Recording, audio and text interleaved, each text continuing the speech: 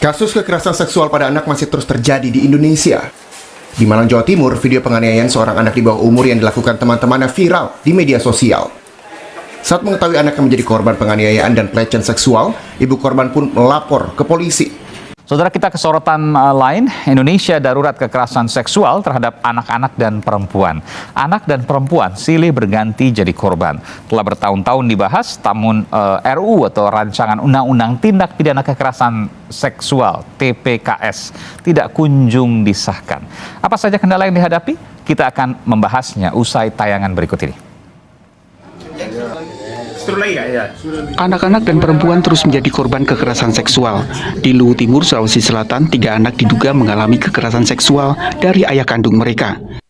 Di Kota Padang, Sumatera Barat, 2 anak diduga diperkosa dan dicabuli oleh kakek, paman, kakak, sepupu, serta tetangganya. Ke informasi berikutnya, kami memiliki data terkait angka kekerasan seksual anak yang meningkat dalam rentang waktu 2019 sampai tahun 2021. Berdasarkan data Kementerian Pemberdayaan Perempuan dan Perlindungan Anak yang dihimpun tim Litbang CNN Indonesia, kekerasan seksual terhadap anak pada tahun 2019 mencapai 6.454 kasus. Pada tahun 2020, kekerasan seksual meningkat menjadi 6.980 kasus. Yang terbaru 2021 data dari Januari hingga September saja, kasus kekerasan sebanyak 5.628 kasus. Assalamualaikum warahmatullahi wabarakatuh. Kami dari kelompok 3 PTBA 34 melakukan sosialisasi di SMP Al-Hikmah Surabaya. Jangan lupa tonton. Apa sih kekerasan seksual itu?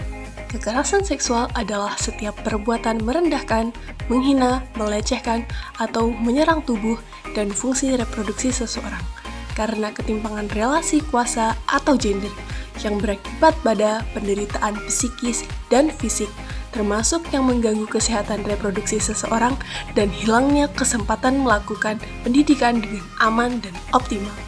Kemudian, dampak psikologis kekerasan seksual ada 3, di antaranya gangguan emosional, gangguan perilaku, dan gangguan kognisi. Selanjutnya, bagaimana cara pencegahan kekerasan seksual?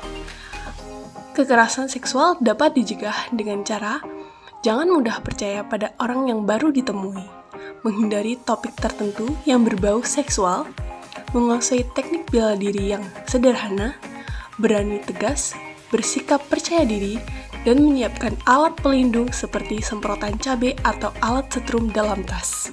Kami mengambil topik kekerasan seksual yang termasuk dalam tema dekadensi moral.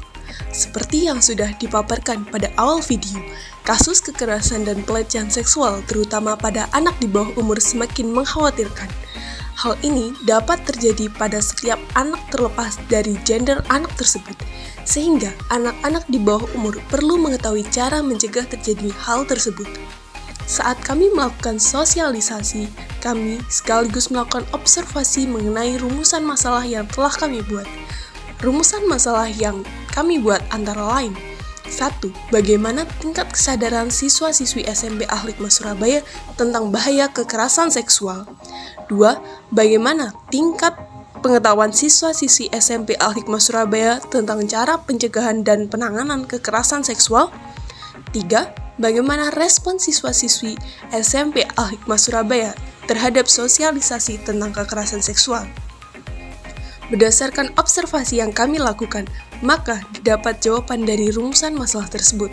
Yang pertama, tingkat kesadaran siswa-siswi SMP Al-Hikmah Surabaya tentang bahaya kekerasan seksual sudah cukup baik, terutama pada siswa putri. Yang kedua, tingkat pengetahuan siswa-siswi SMP Al-Hikmah Surabaya tentang cara pencegahan dan penanganan kekerasan seksual sudah cukup baik. Dibuktikan dengan kemampuan mereka menjawab pertanyaan mengenai penyebab dan cara menangani kekerasan seksual.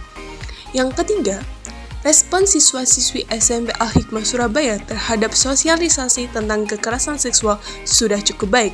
Hal ini dibuktikan dengan antusiasme mereka dalam bertanya maupun menjawab pertanyaan kami. Dan yang terakhir, izinkan saya untuk memperkenalkan anggota kelompok kami. Yang pertama ada saya, Nikita Ilma Klasik dengan NIM 172221053. Kemudian ada Zakia Putri Arsanti dengan NIM 143221055. Kemudian ada Asmi Umratin Hasanah dengan NIM 143221059. Kemudian ada Alia Rahmi Setiono dengan NIM 131221137.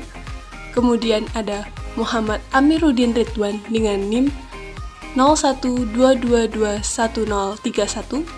Kemudian ada Rio Haryono dengan NIM 0022211073.